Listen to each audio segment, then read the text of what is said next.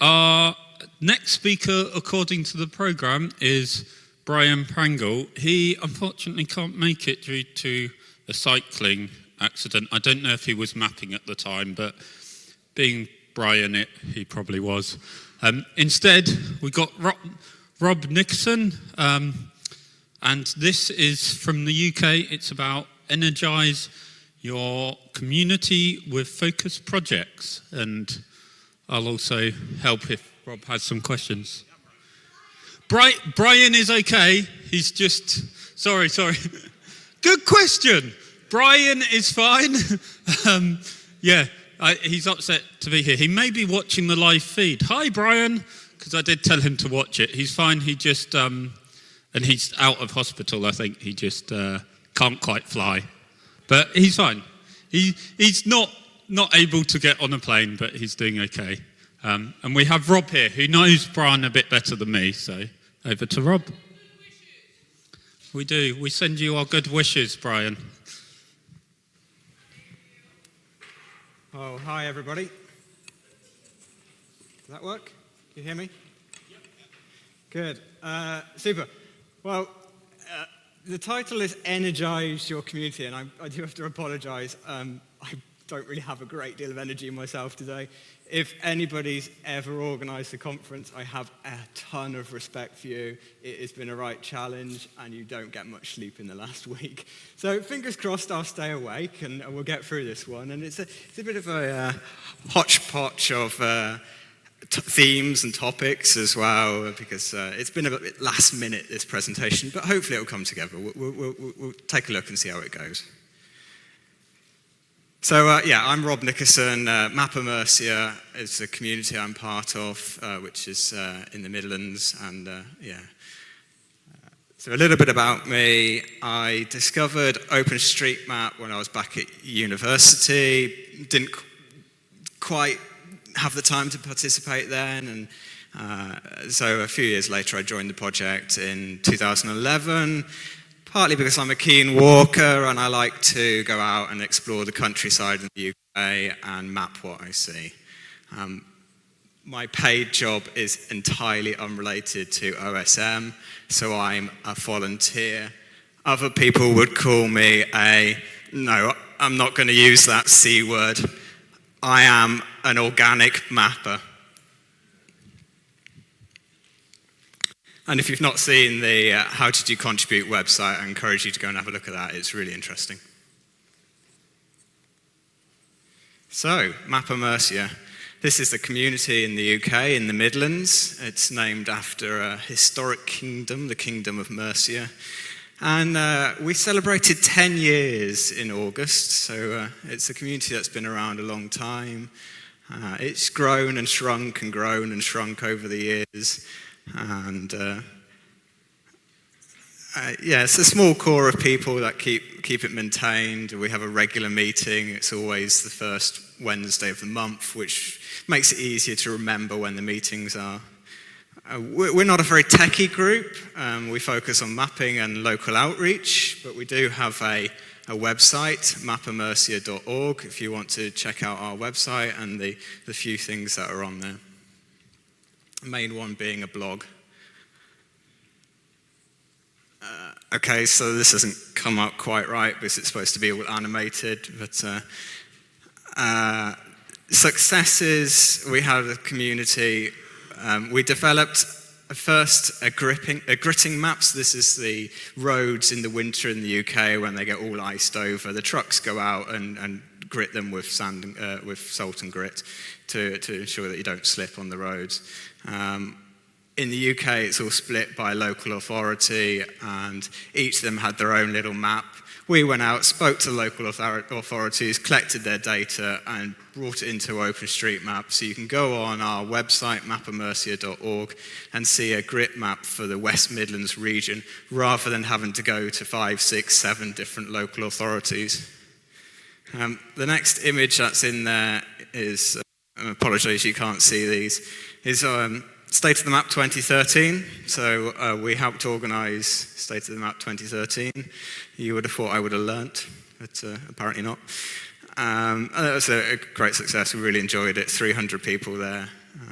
But it's good to see so many here again today.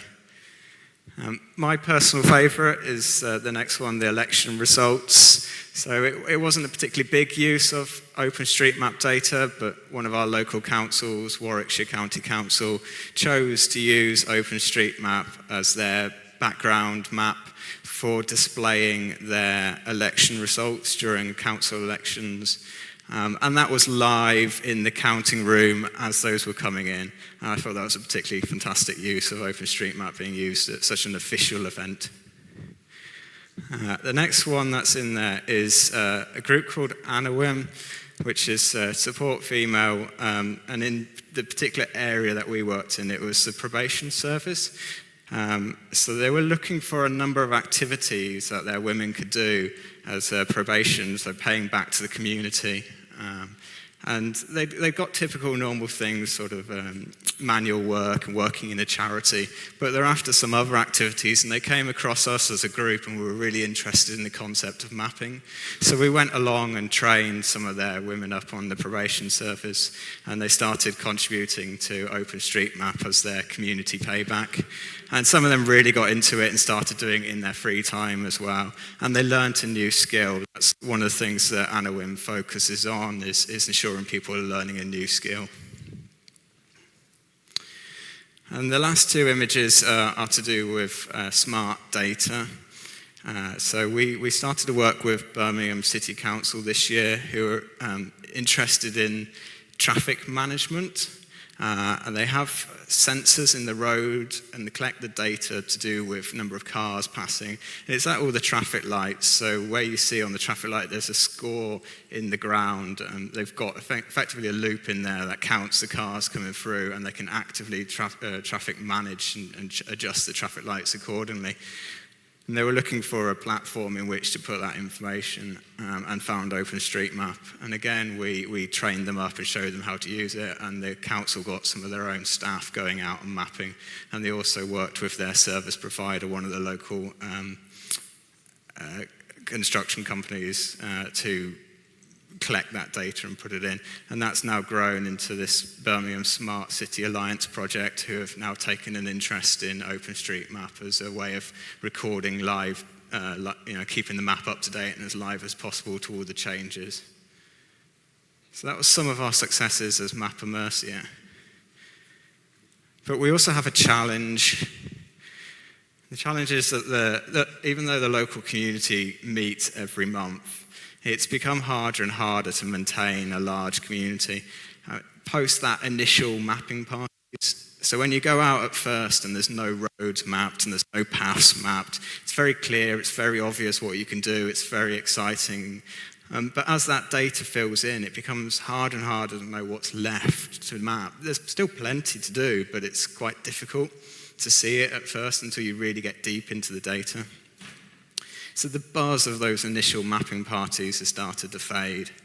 But we had a bigger challenge because we got more to map, more to keep up to date. Now that we're mapping the shops and the facilities, trying to keep all of that dynamically changing information up to date and relevant is a big challenge, and it requires a lot of support, a big community as well. We wanted to recapture some of the buzz of the early days. And obviously, a bigger community is helping to spread the load. So we decided to focus on a coordinated effort. So we introduced this, UK quarterly projects. And this was inspired by something that OpenStreetMap used to have in terms of weekly projects and monthly projects. Our aim with it was not necessarily to improve the map, but it was to improve the community as well.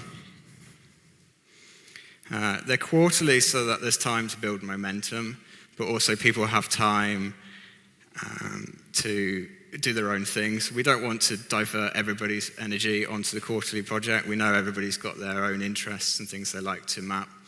So giving 3 months for the project meant they could help us a little bit with the project, but also have time to do their own thing. And it's meant to be fun. There's not supposed to be any targets. There's no competitions or numbers that you have to hit on this.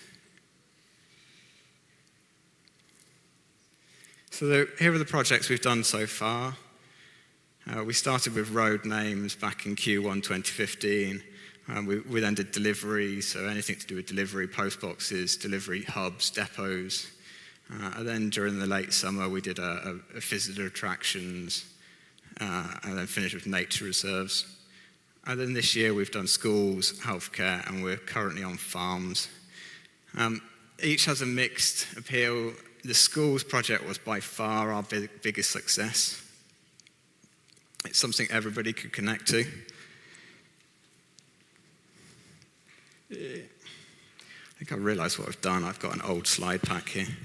Do you mind if I just switch over? Sorry.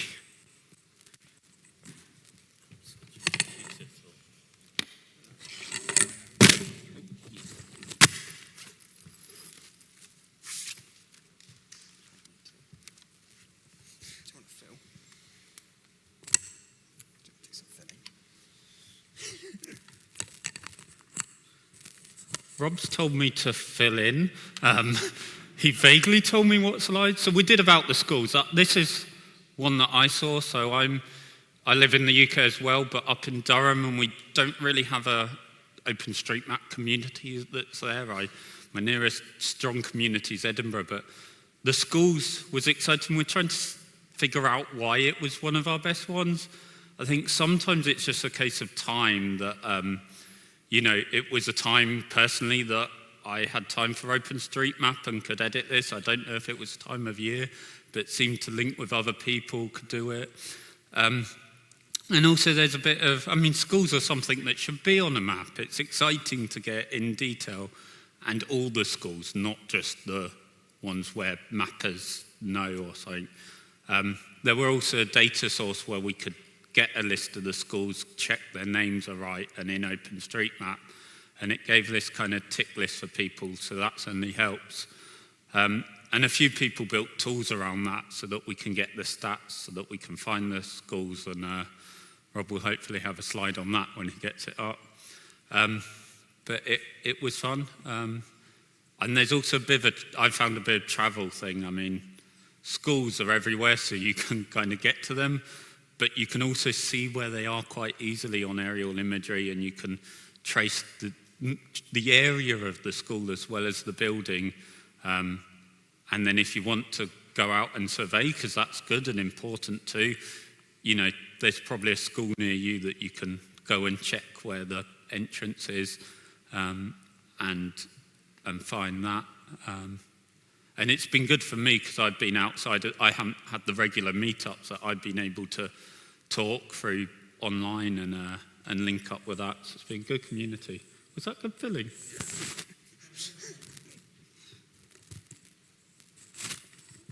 Ever so sorry, that's what happens with sleep deprivation. Hopefully I've got the right slide pack now, and hopefully it'll progress on.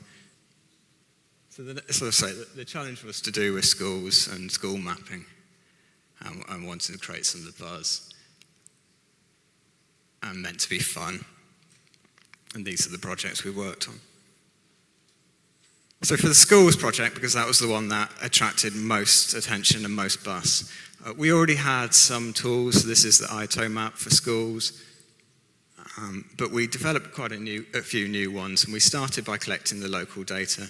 And if anybody knows the UK, it's devolved its powers to Scotland and Wales for schools. So it's not a simple case of grabbing one data set. You have to collect it all together. This is the one for England. There was one for Wales, one for Scotland, one for Northern Ireland. And if you want to push out into the islands of Isle of Man and so on, there was different data sets as well for those. So we started by collecting them all together. And one of our members, Robert Whitaker, built this tool. So he loaded in the official data and did a matching with OpenStreetMap data to compare it, and developed a tool, works by postcode, which is quite good because then we could have a bit of a see which postcode gets completed first. And Harry Wood also developed a system for us where you could track number of edits per day, who was editing, who edited in the last hour, who edited in the last day, and overall. And it was possible to get a ranking. As I say, we said to the community, this is not a competition. the numbers are there if you're interested. If you want to have a little thing between yourselves, then go for it. But we're not promoting it as a competition here. And that worked overall. You could also do the last day. And so here's a chart of how we achieve. So it's just over the 3 months mark that's shown here. Oddly, at first, the number of schools decreased, and that's because we realized there was a lot of bad data in OpenStreetMap, so we went through a cleansing process. So this was usually when a school was marked as a way, but also still had a node on there. So we went through removing the nodes and turning the data into really high quality marked ways. We did a lot of blogging as well. That was one of the things to try and keep the energy up and keep the activity up. So this is a blog post we did to do with one particular night, the night of mapping schools, to try and get as many people on that one particular evening mapping as possible. And we blogged on some of the stats as well, so when people are editing, so as you expect, sort of Friday and Saturday are the quieter days, and you get a peak in the middle of the week. So where do we get to? So going back to Robert Whittaker's chart, split by postcode region, this is where we started. And you can see quite a lot of the regions are kind of 50% mapped, and this is mapped as a way, as a closed area, so mapped in detail rather than mapped just as nodes.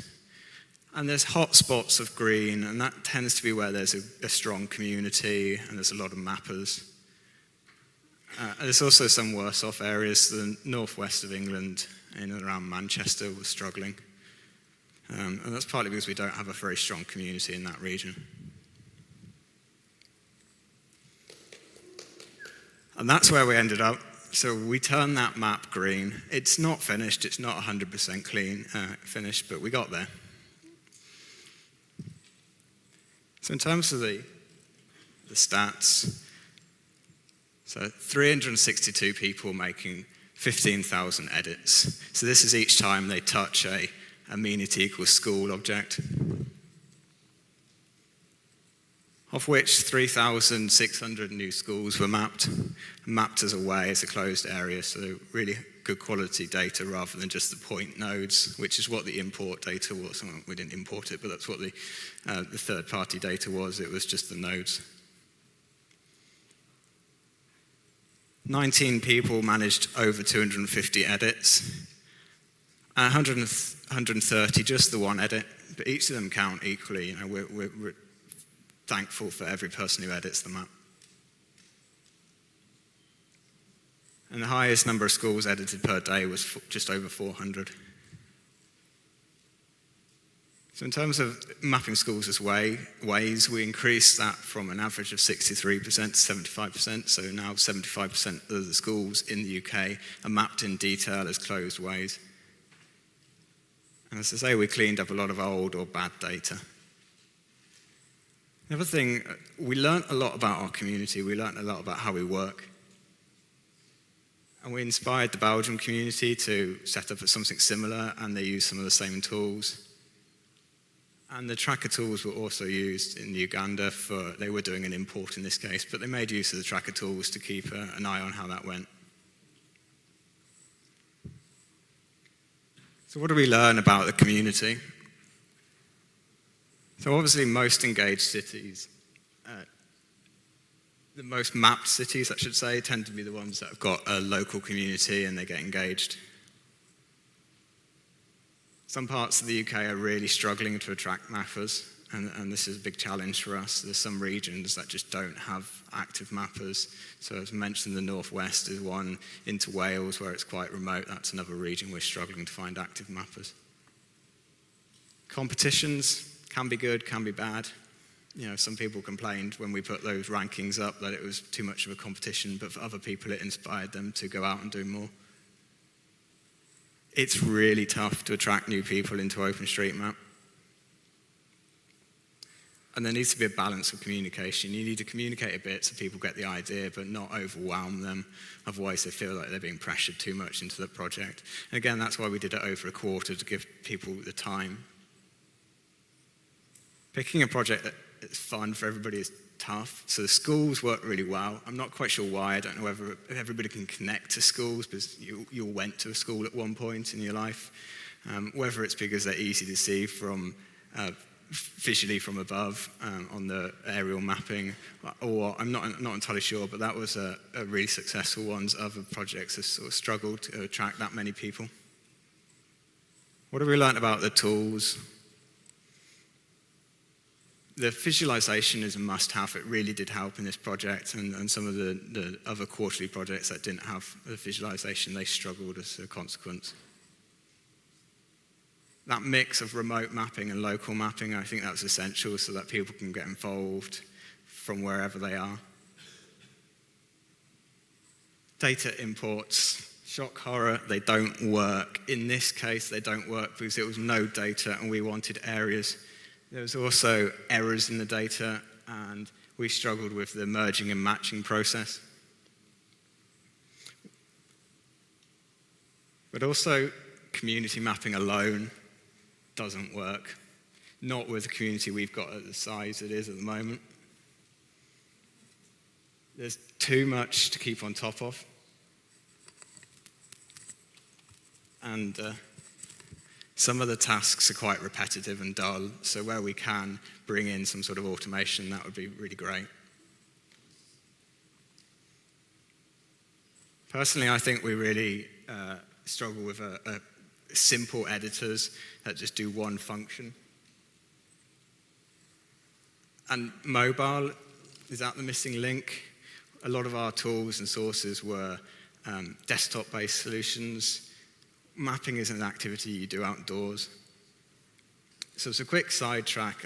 Mobile is a bit of a pet project for me, and as I've taken this talk off of Brian, I'll do my own little sidetrack. So going mobile, so with the schools project, perhaps not with schools because you don't want to send people out going photographing schools, that's probably not the best idea.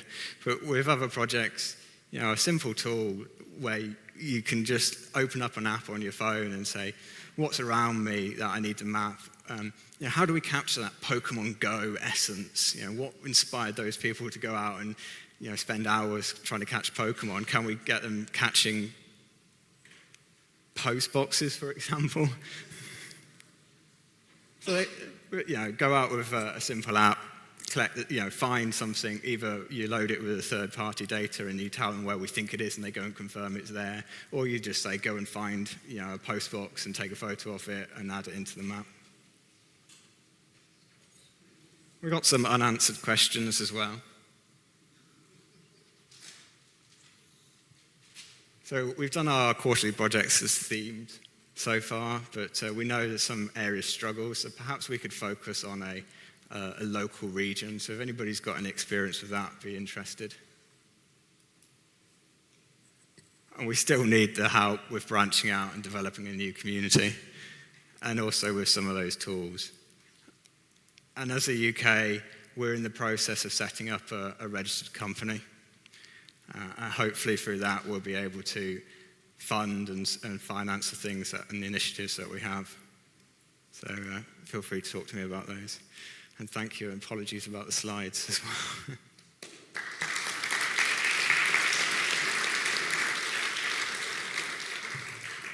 I'm not entirely sure I've left time for questions, so I'll pass on to the next speaker if you've got any questions. Catch me. It's meant to go for a quick question while there. Got one.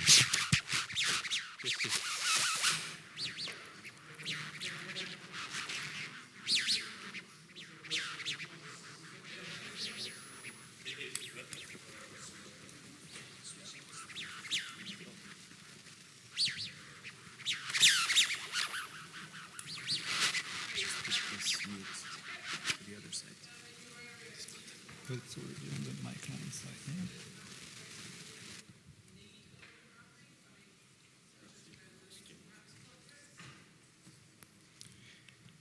So the question was, have we considered focusing on mapping on places that really need mapping? Yeah, I guess that's the question we're asking you. So far we've focused on themes, schools, farms. Should we be focusing on a particular area? So we know that Wales is struggling, the northwest of England is struggling. Should we just bring everybody's attention? Yeah, well, there's already a Missing Maps and a Hot project available for that. So, this is people contribute to those as well, and that's why we've done this as a quarterly project, so that we're not drawing everybody's attention away from their own interests. They can go and map what they want, but chip in 5 minutes here or there to the UK project as well. Thanks.